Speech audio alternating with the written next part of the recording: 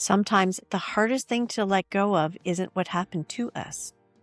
It's how we feel about what happened to us. We replay the conversations in our head.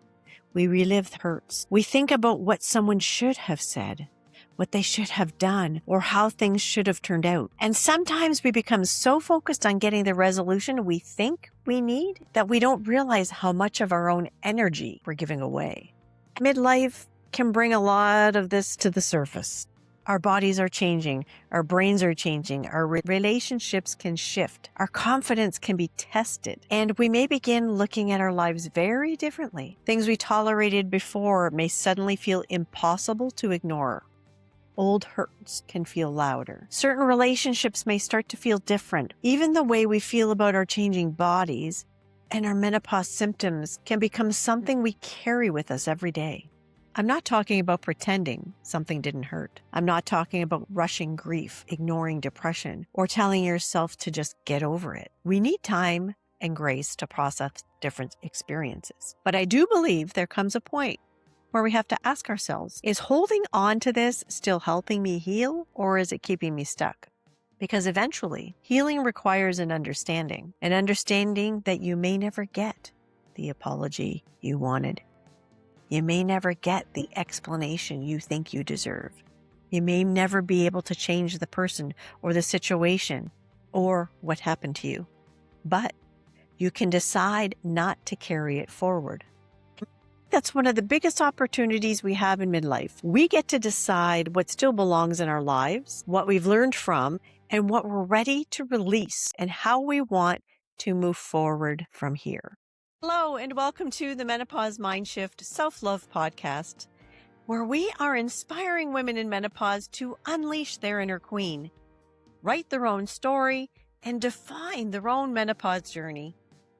I am your host, the Menopause Queen, Lisa R. Triggs, certified menopause coach, certified neuroscience coach, motivational speaker, and best-selling author of The Menopause Mindshift, How I Unleashed My Inner Queen, and you can too. This is a space for real, honest conversations about menopause, because menopause isn't just about hormones. It's neurological, it's emotional, and it's deeply personal.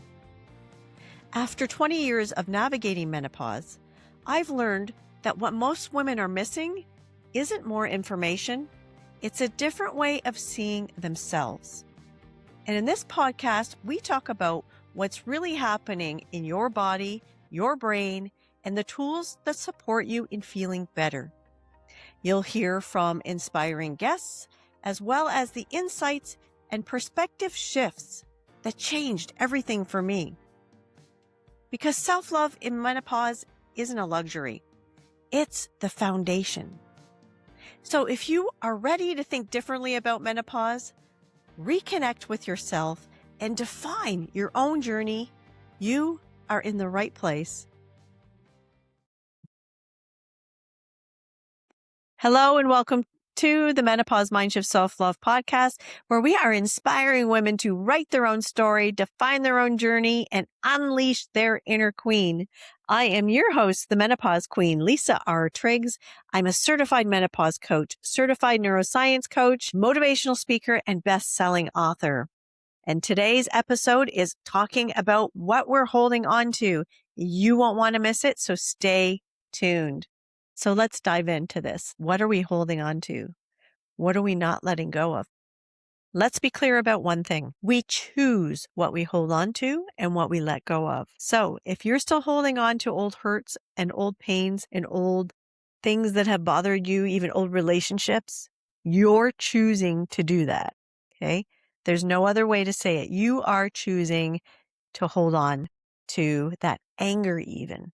Are you carrying around anger for unresolved issues? But let me ask you this. Why is it so important that you have this issue resolved? Why is it bothering you so much? Why are you still holding on to it and letting it take your energy? What good is it doing you? If you're feeling anxious about it or angry about it, if you have negative feelings about it, then it's time to release it. All those negative feelings aren't hurting anyone but you. The situation is in the past. The event is probably in the past. The person may still be in your life. So that's a decision that you need to make.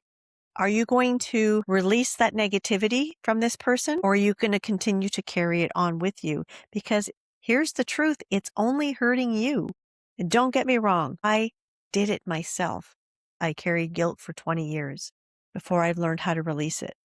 I had to finally make the decision and ask myself, what good is it doing me? I can't change the situation. All I can do is be the best person now, be the best version of myself now, be there to support the people in my life that need my support. Because if I stayed in the past, if I stayed stuck there, I would be depressed. Absolutely, for sure.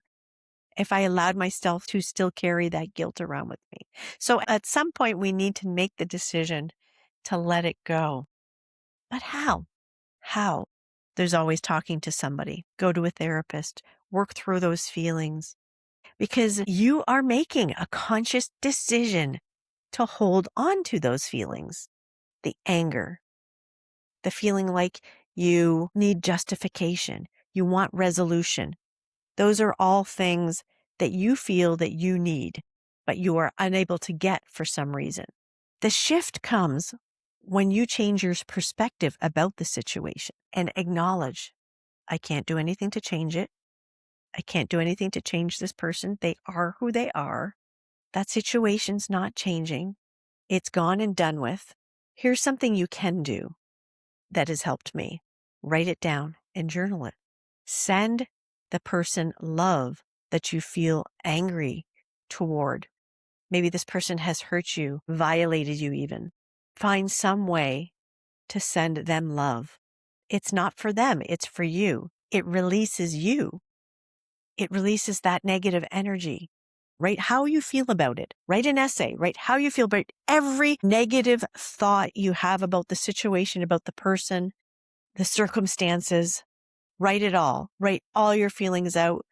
And the last sentence before you end that entry should be, I release this negativity and choose to move forward. Then you can even rip the page out, crumple it up, tear it up, burn it, throw it in the garbage. You might have to do this a few times. That's okay. Another thing to do is as you're going to sleep at night, replay any situation in your head, but with the results that you want. How do you want to go? If you're going to be seeing somebody in your life that you know is a difficult relationship the next day, the next week, whatever, you can do this a few days ahead. You can do it a week ahead. You can plan for it.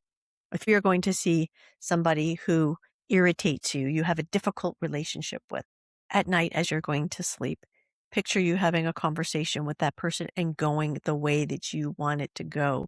Think about what you're saying in this. Think about what they're saying. Think about the dialogue you're having back and forth. And it always ends in your favor. Do this repeatedly. And lastly, and this is for you, try to change your perspective about the situation or the person. Focus on the good. It can be as small as they have a nice smile. They're a good cook. There is always something good to find in someone. You just have to open your heart enough, open your mind enough, and be open to receive. Change your perspective, shift it. Now, in midlife, everything is amplified. Our emotions are heightened. Everything is heightened. So things get on our nerves more easily. Right? It angers us. I want this resolved. But the more you're adamant about it and the more you're angry about it, the more it's not going to be resolved. It's like when you obsess over something. When you focus on something too much, you actually push it away from you instead of bringing it to you. But if you release it a little bit and let it go and be open to receiving good, all that's good in your life, actually write it down this way or say it. I am open to receive all good in my life today or now. That sentence alone changes your energy, shifts your energy, and puts you on more of a receiving energy level, and the universe responds to that.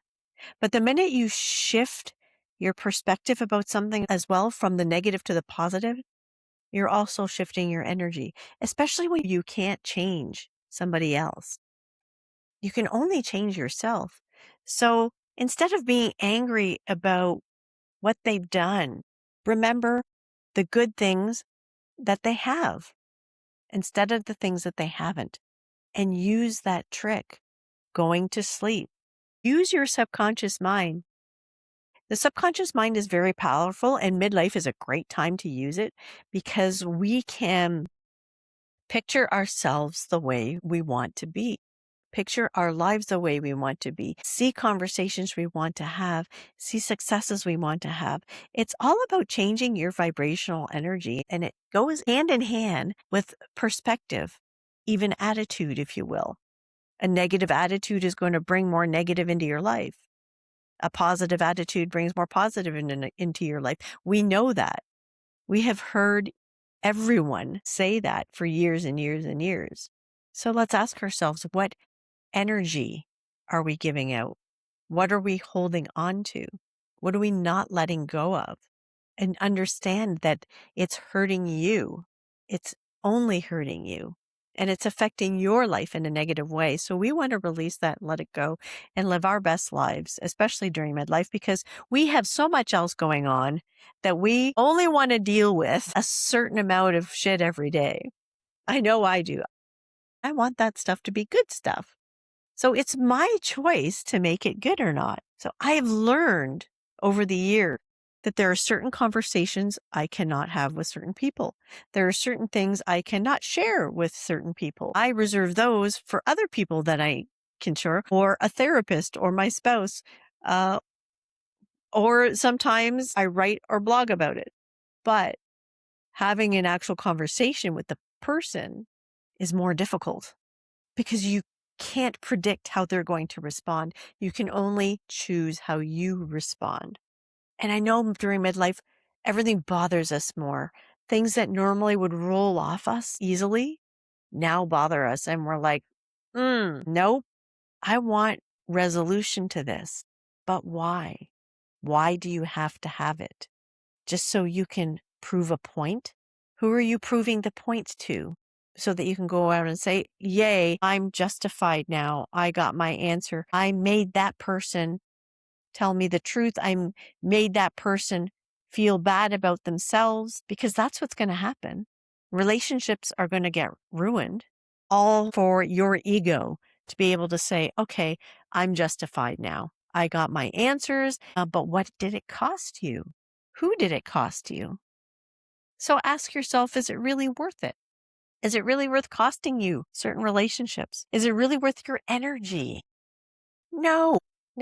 Choose yourself first. Choose to put yourself first and not let those situations, those events, and those people get to you like that.